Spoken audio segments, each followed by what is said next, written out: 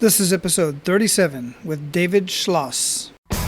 Welcome to Men of Abundance, the podcast for those looking to level up their lives by hanging out with some of the greatest leaders and established professionals in our community, living a life of integrity, honor, and the abundance mentality.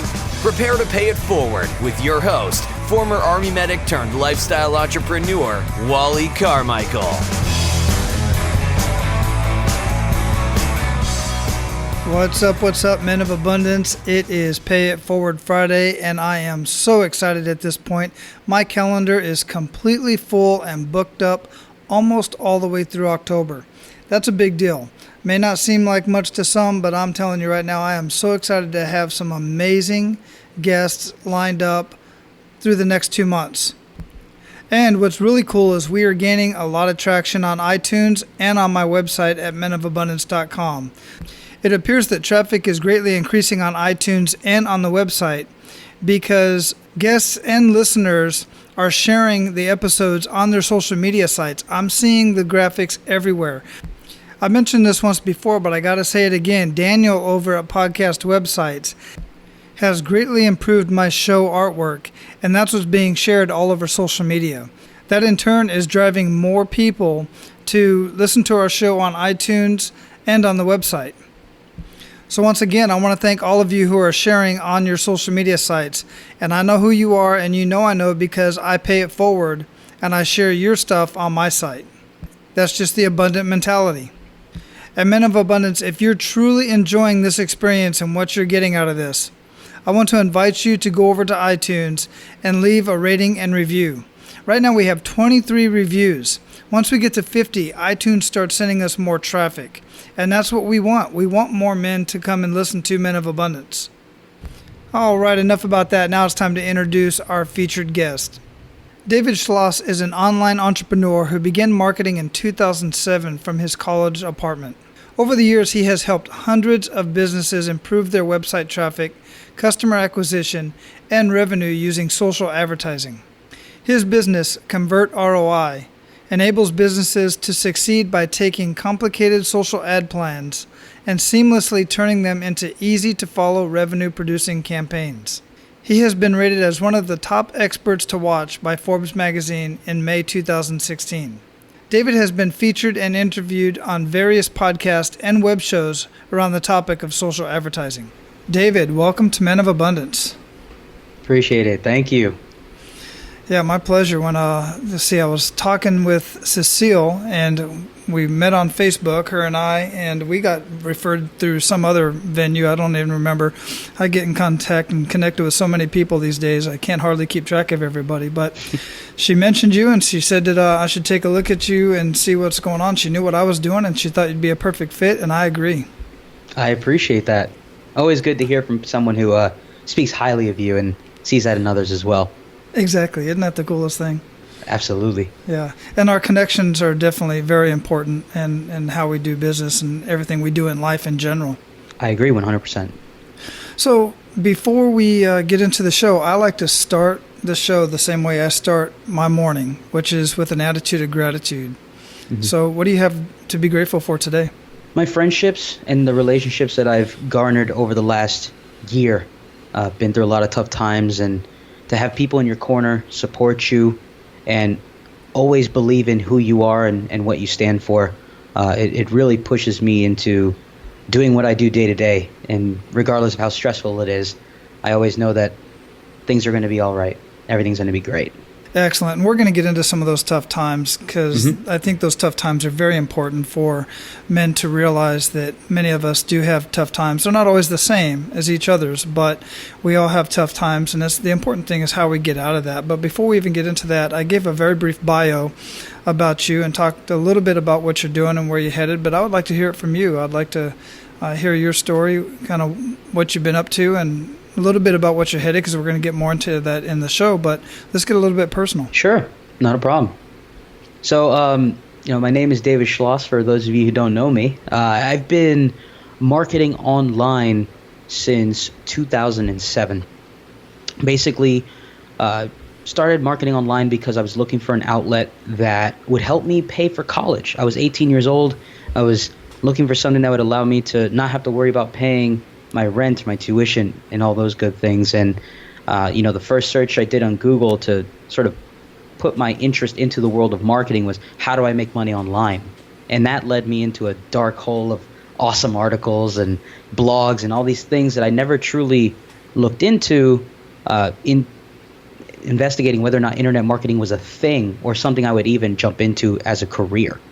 And that was just the kickstart of me, creating an agency and connecting with all these people and going to events and so on and so forth. But I didn't start my own business until 2011 in January, start of the year. I had the intention of creating something that I felt I could not only be at utmost importance to local businesses and national businesses, but something I'd actually enjoy doing for the rest of my life. And from then on out, I've been doing social media and social advertising campaigns for people from the comfort of my own home or a Starbucks or an office of choice. And regardless of the tough times, I've continued to be persistent and create amazing campaigns for clients all across the U.S. and around the world, especially on Facebook, and really just take things to the next level. That's pretty amazing. So did you finish college? Yes, I actually finished college 4 years. I went to the University of Florida, got a bachelor's degree in the travel and tourism field. Basically, if I ever decided I needed a backup plan, it would be in the hospitality space, because Florida is huge in hospitality, so I figured why not. And even though I finished my 4-year degree and thought I was going to do something with it, I just built up this massive amount of passion in the world of online marketing and social media that I just continue to persist my way through that and started my business and take it to a level I never thought would be where I am today. Well, that's excellent. And I'm sure you've received other, really good experiences and stuff to share and maybe even use in your business, or even, a lot of your business has to do with hospitality in the social, even though it's in the social networking sense, it still has kind of directly relates, right? Oh, yeah. A lot of the principles that I learned in the hospitality school, just more along the lines of customer service, how to manage projects, manage people, a lot of those things that I learned in school when it comes to the hospitality industry, especially in the state of Florida, where it's the number one thing that is of core focus in the entire state. Just applying that same knowledge, those same principles to my own business, having, top-notch customer service, managing my employees in a way that compels them to want to grow with the business versus just their own personal growth, but actually growing the business with me and seeing the vision as well has truly helped me continue on and create this agency in a way that I didn't think was possible for someone in their 20s coming out of college with, a degree in something completely outside of what I wanted to do for my future. Yeah, that's pretty cool. I mean, I think it's pretty amazing that you go through college, and I don't know what was your motivation to get into the degree plan that you were working on? Well, I actually had a very early failure in my beginning of university. It was basically first semester I flunked out. I flunked really bad. I almost lost my scholarship. And basically I was in the business school. I was going into finance. I originally wanted to be an investment banker, or at least I thought. And so I went through the whole trajectory of what it'd be, what I'd need to take in order to be an investment banker. And within the first semester, I failed. I failed 3 of my 7 classes, and I was on the verge of losing my scholarship. And after speaking to my counselor, she said, "Look, David, the only other option you have is to either get straight A's and somehow manage to pull through and keep your scholarship, but even then you wouldn't be able to stay in the business school. So your next option is to go into hospitality, because that's where a lot of the business students who don't make it in this school go to as a backup plan." So I looked at hospitality originally as my backup, and if worst case scenario, I'd go there and see what I can make of it. But I actually looked at it as a brand new opportunity and seeing it in a way where some people would call it the reject school for the business students who didn't make it. For me, it was a whole new opportunity to showcase my skill in a way that the business school would not be able to see since I was no longer in it. And so I took that opportunity to, just transfer immediately upon hearing, it's probably best for you to do that. And while I was learning all this online marketing strategy and tactics and how to run a business, I was applying it to my schoolwork to begin with. So I was meshing the two things together and learning at an exponential rate versus just having to do everything on my own. Yeah, thanks for sharing that with us, because that is, I didn't even expect to get that, that you went into something completely different. And it's interesting, the turn of events. And this is one thing I try to point out to so many people is, we start down one road, and at some point, you're forced down another fork in the road, so to speak, either by our own actions, inactions, or just circumstances in general. But all the while, it seemed like you were kind of building up a backup plan on the side. Did you realize it at the time that that's what you were doing? I really had no idea. I figured, I'm going to figure something out along the way. So I was basically doing just two things at once. And whichever one was the one that took off first was the direction I would end up going. And so, creating a business online, getting my degree, whichever one seemed most promising at the end of the tunnel, when I got my degree and I'm at graduation and I'm contemplating what to do next, I figured whichever one I feel the most passion for and has the most area for growth is the direction I'm going to go. And the moment I got my degree and I'm on stage, get off stage, I'm with my family and everything, in that moment, I already knew I wasn't going to dive into the hospitality space. I really got my degree as a sign of, okay, this chapter of my life is done. I'm going to go do what I want now. And so the minute I was done with school, it was online marketing and everything that I had been studying on my own from then on out. I love that. There are so many messages there. So I definitely want to get into what you're doing now and what you ended up doing after college, and you've built up to at this point, and I know you've been doing quite a bit. And before we get into that, I really want to get into your kick in the gut moment, something that really kind of triggered a turning point in your life. I'd love to love for you to share that with the audience. Sure. So, right out of school, got my degree. There was a moment in time I actually had to get a job just to make a little bit of money because the agency wasn't providing for me enough to, go out on my own. I did the typical college student route once they graduate. Lived at home for a while, built up a nice amount of savings to eventually go and do my own thing, and living with my girlfriend so that, I'd be establishing my life essentially. And when I decided to go my own way, 18 months after having a job, creating enough savings to feel like I was comfortable enough to go do it, and I quit, I had about a year of success before everything went downhill. So this is my gut check, basically.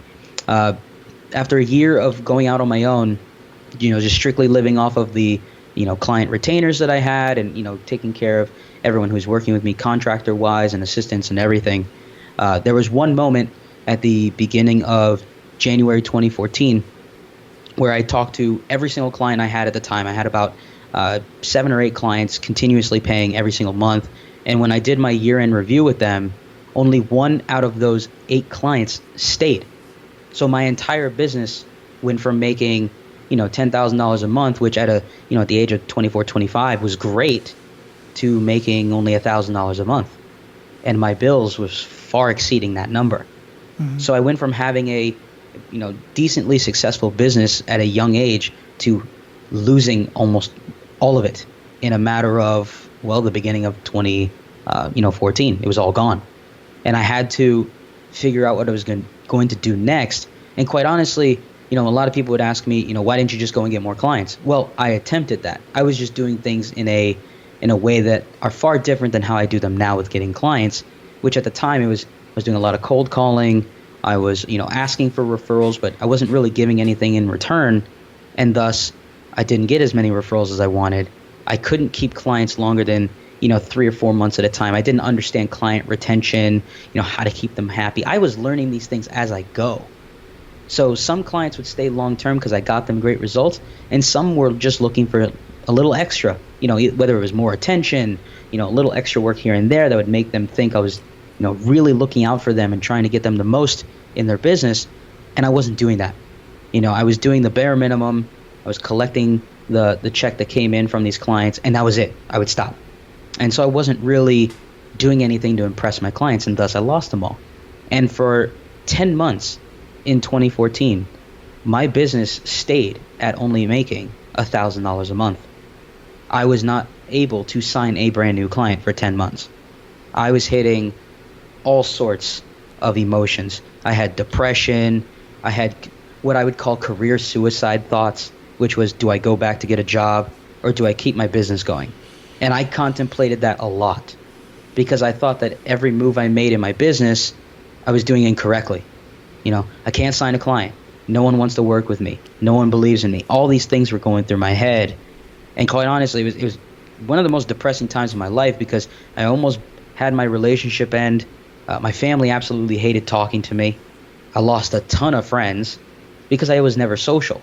I was always stressed out about, I can't get my business back in order. Why is this happening to me? And so for 10 months, blew through my savings, business went nowhere, and almost decided to get back to the 9 to 5. And it was basically Halloween of 2014 when I had $0 in my bank account and I had 2 weeks to pay my car and rent was due and I couldn't pay any of it. And that was that moment that I really had to figure out, what am I going to do? That was the gut check, was like, okay, you have no choice now.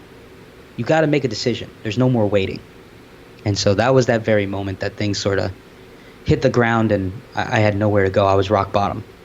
So what was that turning point? I mean, because, at this point I can feel your anxiety. I can definitely feel your desperation at this point. And I've often heard, and I've had this conversation with many mentors and coaches and whatnot that say, you never want to operate out of a state of desperation.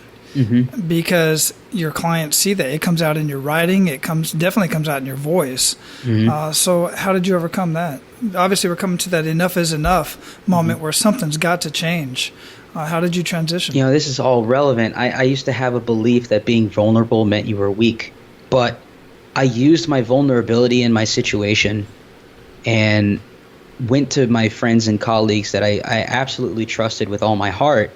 And I contacted roughly 300 people that I knew personally, had either done business with or met at events or something like that. And the thing that really shifted this and turned it all around was me being vulnerable with them and asking them, if there was one piece of advice you can give to me to get out of this rut, what would you give to me? What should I do? I had 300 plus conversations with people asking, what would you do if you were me in this situation? But I not only garnered advice from this, I was also able to, talk to people in a deeper conversation where I may not have ever had that with them previously. They got to learn more about me and what I was going through, and the fact that I was being honest and truthful with them and letting them know, like, hey, I'm struggling right now. I'm really reaching out to you because I'm looking for that one ray of light that could turn things around, and maybe you're the person who can give me that one piece of advice that flips everything on its head and gets me back on my feet. And what I realized in having a lot of these conversations was, I'd end up asking people, what can I do to serve you? What is it that I could do that would help you, grow your business today? Is there anything that I could do for you? And this was at a time where I was becoming far more confident with my skills as a Facebook advertiser. I mean, I've been doing Facebook ads at that moment, almost 4 years, and I was wondering why I wasn't signing more clients to do Facebook ads. I was very good at it and still am to this day, but I didn't truly believe in my skill at the time.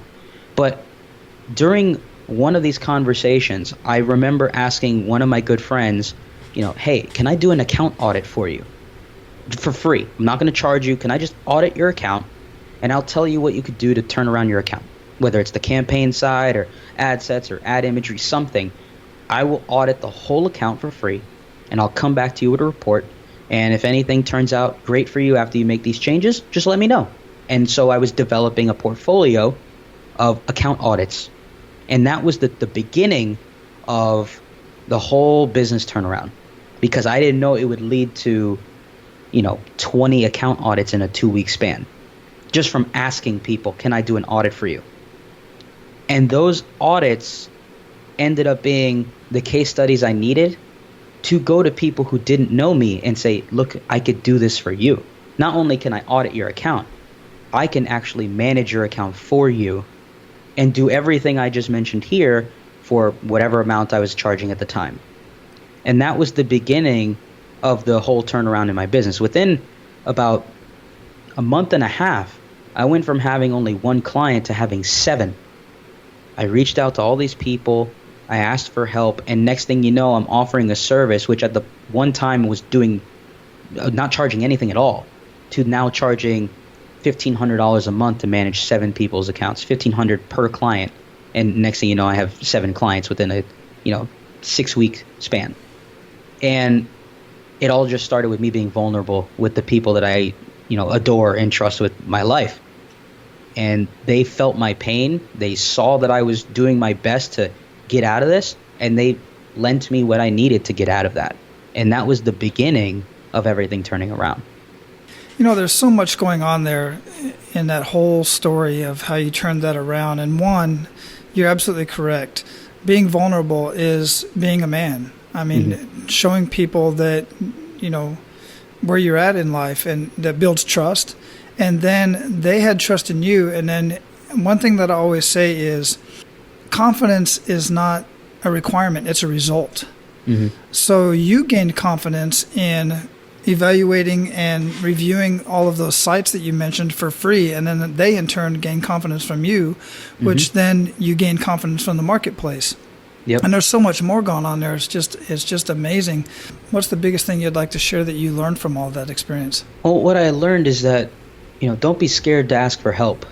A lot of people find that asking for help is, it's a sign of things going south. It's weakness. It means that you're unable to do whatever you set yourself to do. There's a variety of different connotations that go with it.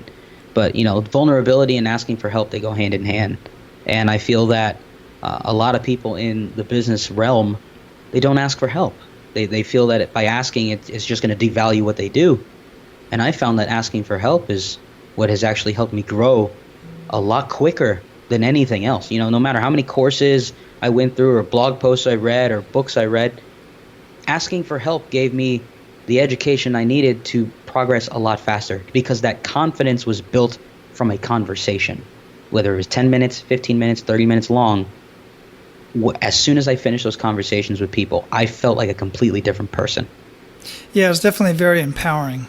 100%. Because you never know what someone's going to say to you that can give you the motivation you needed in that very moment to get things back on track.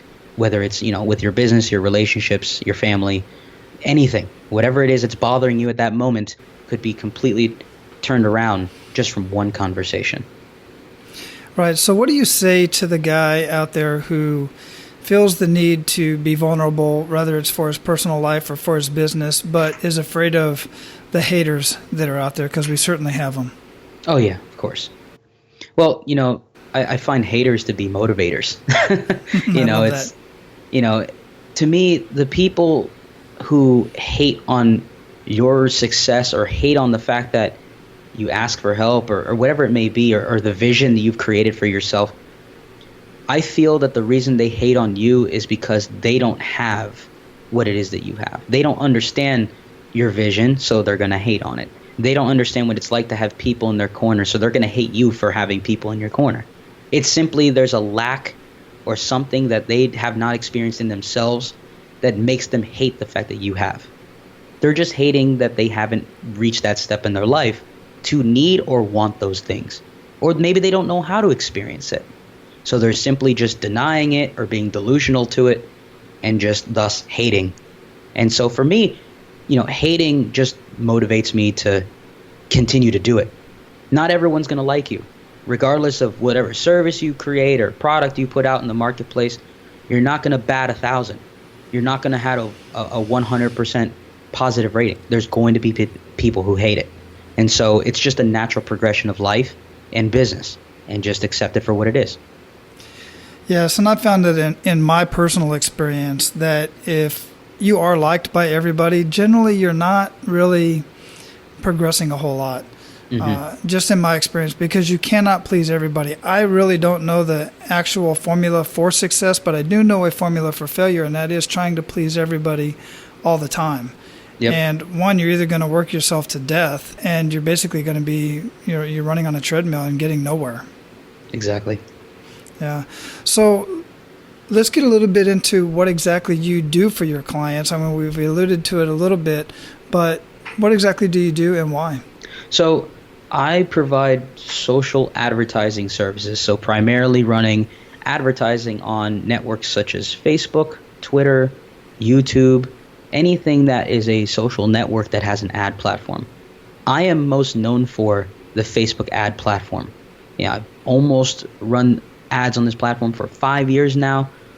Basically got in its infancy when Power Editor was nowhere near where it is today, where we had the ability to create an agency behind the scenes and have everything managed from Business Manager. I was running ads on the platform when likes were a penny, consistently a penny or even less.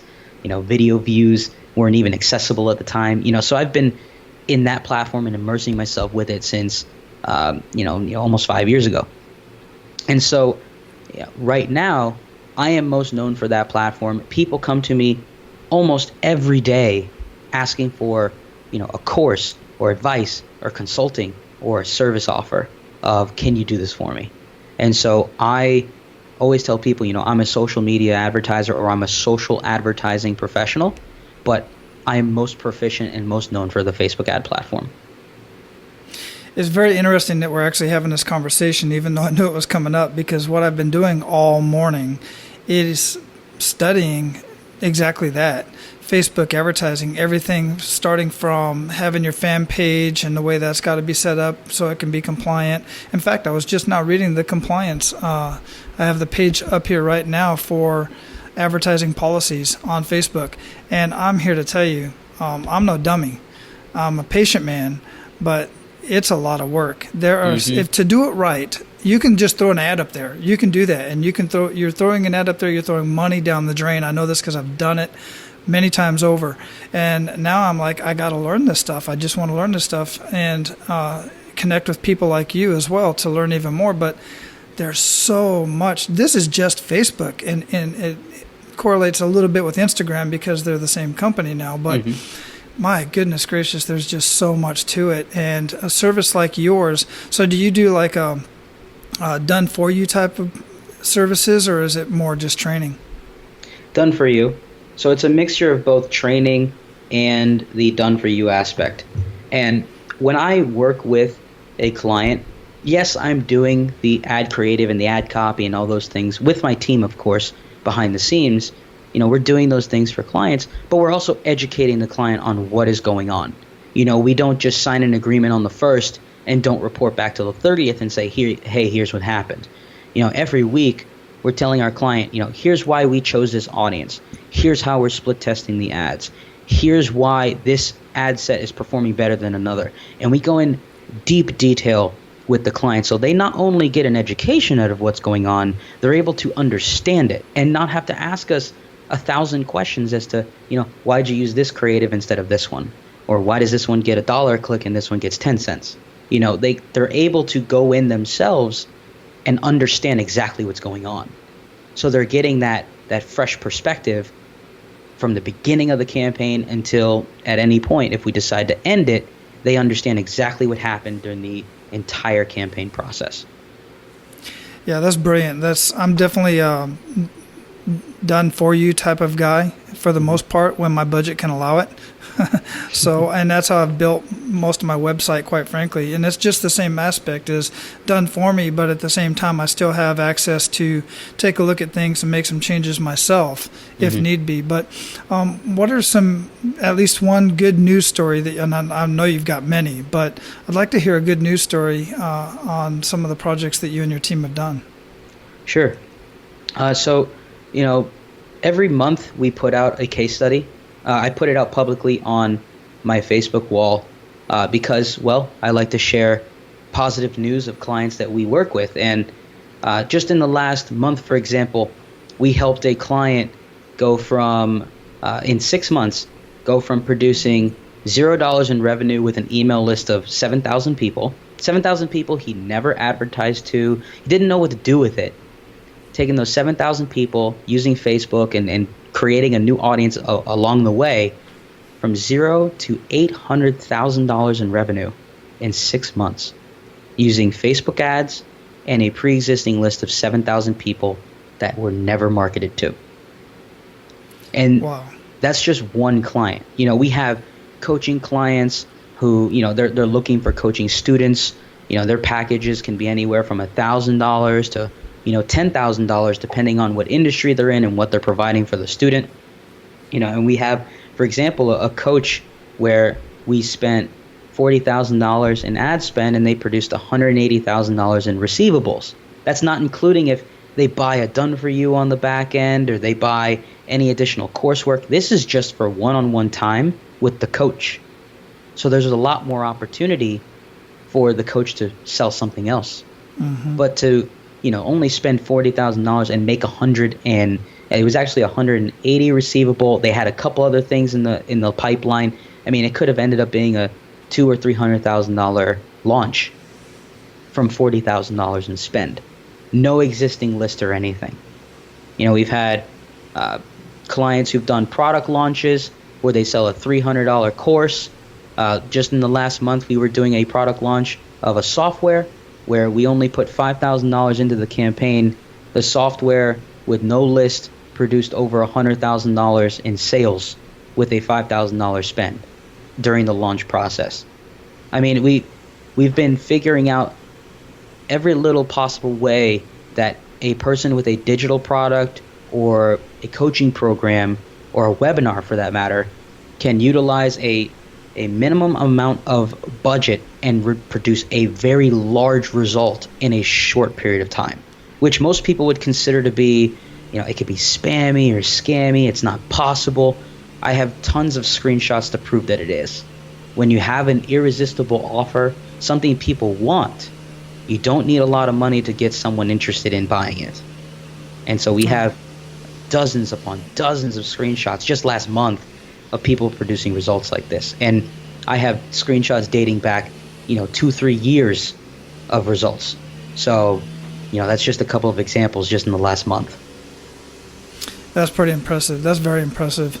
And I've seen some of the stuff that you've posted, and I'm truly amazed at the investment that is put in, and then the return on investment is just amazing. Mm-hmm. When it's done right. I mean, I've seen people at the same time just get so frustrated with the whole, marketing piece of their business, and even nonprofits, they just lose money hand over fist because they don't know what they're doing. So it's extremely important to get the right people on the job, without a doubt. Absolutely. And there's a lot of great Facebook professionals out there. I mean, don't get me wrong.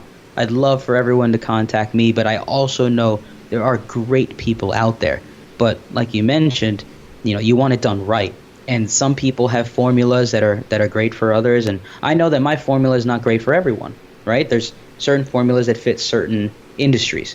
But when you find that person that aligns with your vision, they align with what you're selling, you can create amazing results. And so when you are talking with someone who understands, the Facebook ad platform or any other platform for that matter, don't just look at the price and what they're offering. Look at how you communicate with that person. Look at what they communicate back to you when the campaign's going on. If you decide to move forward, understand how that person works, because you want to have not only a successful experience, but something you're happy in experiencing along the way. You don't want to feel stressed or unhappy at any point. You want to be thoroughly enjoyed and, excited when your ad campaigns are running, not concerned. Yeah, that personal connection is definitely extremely important. The other thing I want to point out in my experience that I know is important in these platforms is having an expert who stays on top of the platform and knows that platform very well, because the algorithms change. So many people start advertising and marketing on Google and on YouTube, and they've had their YouTube accounts completely shut down just because, and they've gotten better over time. I know YouTube used to just change a policy, and then any of those not in compliance would shut you down, but now they give you a little grace period to catch up. But if you're not working with somebody that's paying attention to that for you, chances are you're not, because you're paying attention to your own business and just running along with your marketing that's been out there for the last couple months. Next thing you know, your revenue drops and you're wondering why, it's because you got shut down. And Facebook, just the other day, a friend of mine got shut down on Facebook because she's got a home business, some clothing line and stuff. She's not completely shut down, but she's limited services. Let's just put it that way. She's in Facebook jail. Yeah, and I hear stories about that all the time. Accounts getting shut down for no reason. People don't understand why they get shut down. I mean, trust me, even as an agency owner, I experience shutdowns often. We'll start running ads in an industry. Let's say we have two different fitness clients. One's a personal trainer. The other one is more of like a fitness, brand, right? Someone who's selling coursework or anything like that. We'll be advertising to very similar audiences, and one of those accounts can get in trouble for no reason. It just happens. And really, there's a variety of things that Facebook looks at when they determine whether or not you should be shut down. Anything from negative feedback to, something on the site that you're advertising may not be within compliance. And I read, personally, the compliance once a week just to make sure Facebook hasn't been changing it. So we go, myself and one other person on my team, read the compliance weekly. And so you can understand the compliance to a T and still experience a shutdown. It's the nature of the game. It happens. And that's why you always have a backup plan when it comes to running Facebook ads. That's why we always tell our clients, hey, you have a business manager, make sure you have 2 accounts set up just for you before you move on to anything else. Because if something happens to one, at least you have another just in case. Yeah, that's a very good point. And I got to tell you, the Facebook policies and the advertising policies is not a hard read. It's actually a very, very simple read. It's not in jargon. It's very simple to read, and it's in normal language. And I'll tell you, I just read the whole thing just before this, getting on the line with you, and there's some stuff that I learned in there was like, wow, I had no idea that was in there. And I could have potentially, based on what I was going to put out there, could have potentially been shut. Not even, the ad would have never been authorized. Right. Yeah. So at this point, David, we are at the point to where we're going to pay it forward to Men of Abundance. You ready for that? Yeah, absolutely. Let's do it. Outstanding. So give Men of Abundance 1 to 3 actionable steps that they can take today. All right. So I humbly suggest that everyone create an action plan, not just for their week or for their day. I go as far as creating action plans for the following. You have a daily plan that leads into the weekly plan, that leads into the monthly plan, that leads into the quarterly, that leads to the yearly. And the reason why I say that is because you want to have a big vision, something that can go beyond obviously just 1 year. But if you're really trying to accomplish a lot within a calendar year, 12 months, you got to have enough plans in place to get things done based on deadlines, and certain things may arise or certain things may be in addition to what you want to create, whether it's being an author or speaking on stages or growing an agency to, $500,000 a month, whatever it may be. So you have to have the plans in place in order to make that a reality. And so I take my action plans to the next level. I plan on a daily, weekly, monthly, quarterly, and yearly base. That's my framework. And so I'll create the yearly first and work backwards. So here's my big plan that I want to create. Now, what do I have to do on a quarterly level to get to that point? What do I have to create on a monthly? What do I have to create on a yearly, and then get down to the daily? So that's one thing I suggest in, being able to scale and create a business of your dreams, or even a life. You can apply that to anything. It doesn't have to be just business.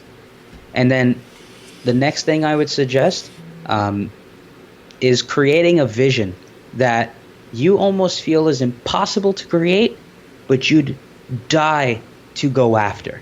Something that you can get passionately behind, be motivated and inspired to go after, because you know it's for the greater good of not just yourself, but the people around you. I want to speak on stages and show to people that you can overcome adversity, you can create a business of your dreams, you can do all this from the comfort of your home on spare time. You don't need $10,000 to do this. You don't need a variety of things. You could start with $100 and a dream. And so I've wanted to, speak on stages and be an author and build this massive agency, and it's all unfolding day by day by day.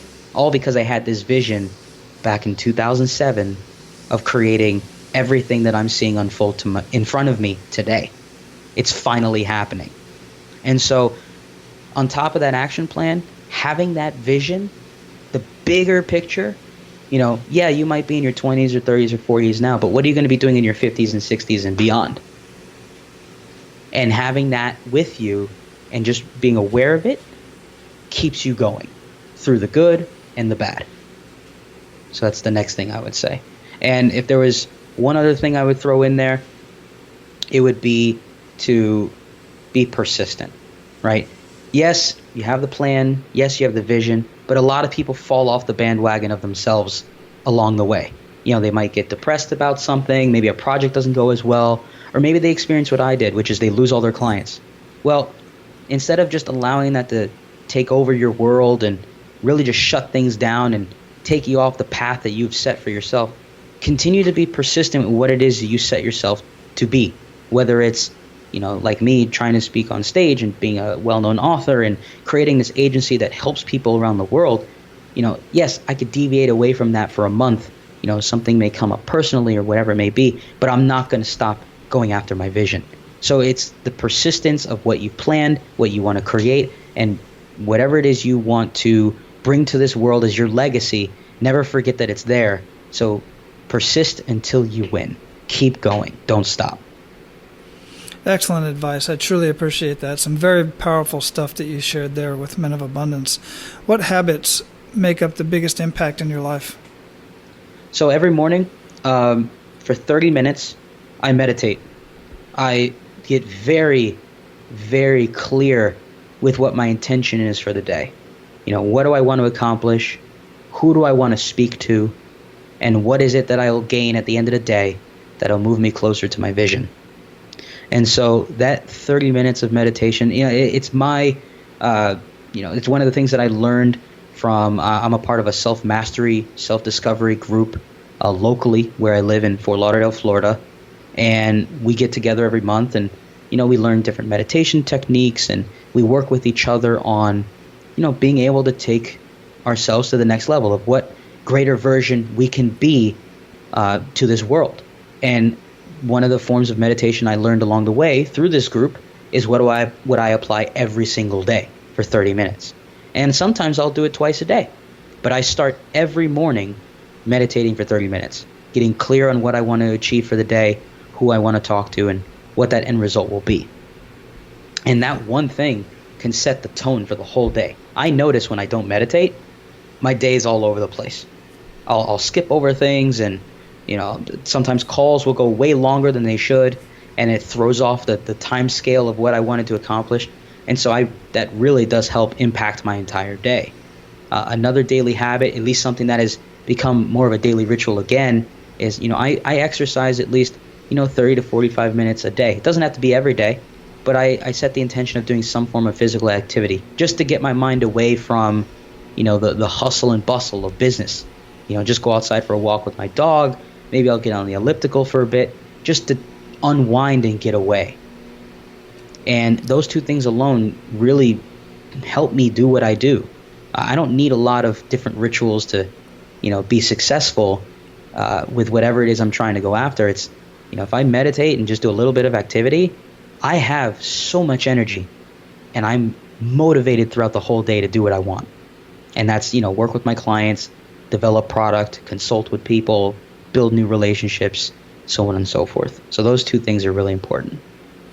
Very important indeed. I find that many people completely overlook mind and body health, and it's paramount, absolutely. With everybody that I know that are living abundant lifestyles and successful in their own right, they all basically say the same thing. So what book would you recommend to our abundant leaders and why? So one of the books that I read, years ago that I still to this day reference is a book called The 50th Law by Robert Greene and Curtis Jackson, also known as 50 Cent.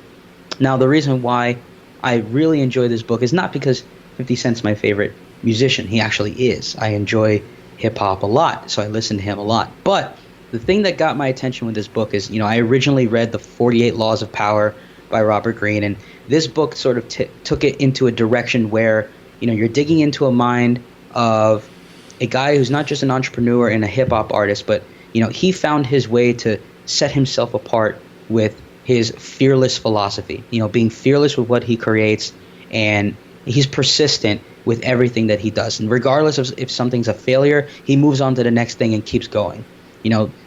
50 Cent has developed several dozen brands throughout his career. And yeah, he's had his bumps in the road, but he's a perfect example of someone who's overcame them and has kept going.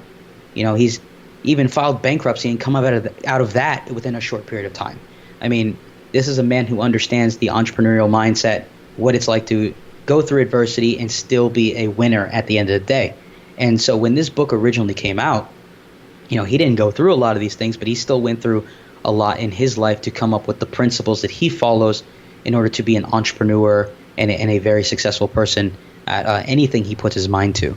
So I always suggest that book to everyone around me.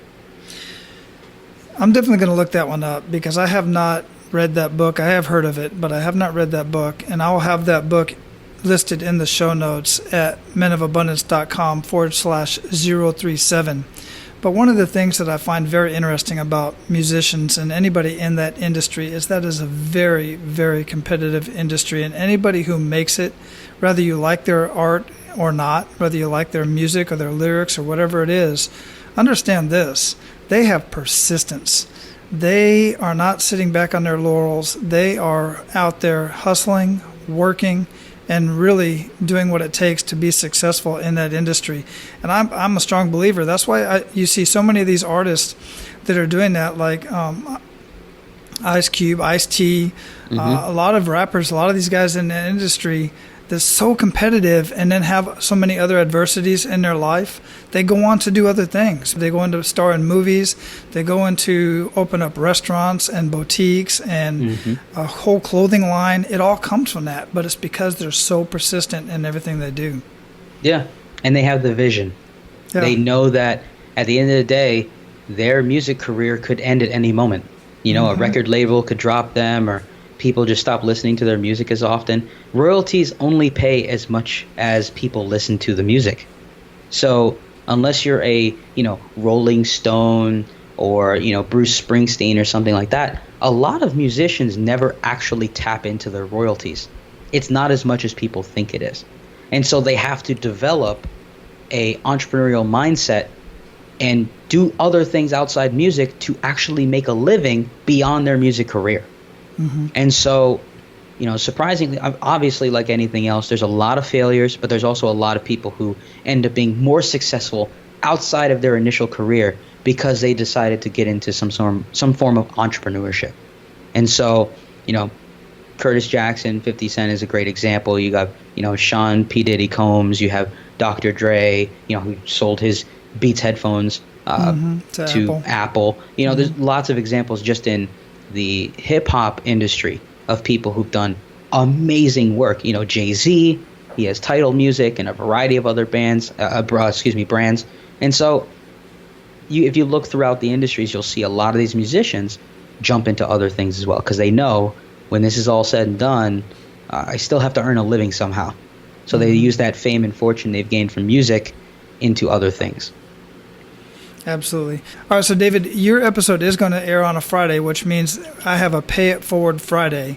And what I do is I allow my guest that airs on Friday to mention a charity that Men of Abundance will give to on our 12-month anniversary based off of what revenues that we have generated. Do you have a charity or nonprofit organization you'd like to mention?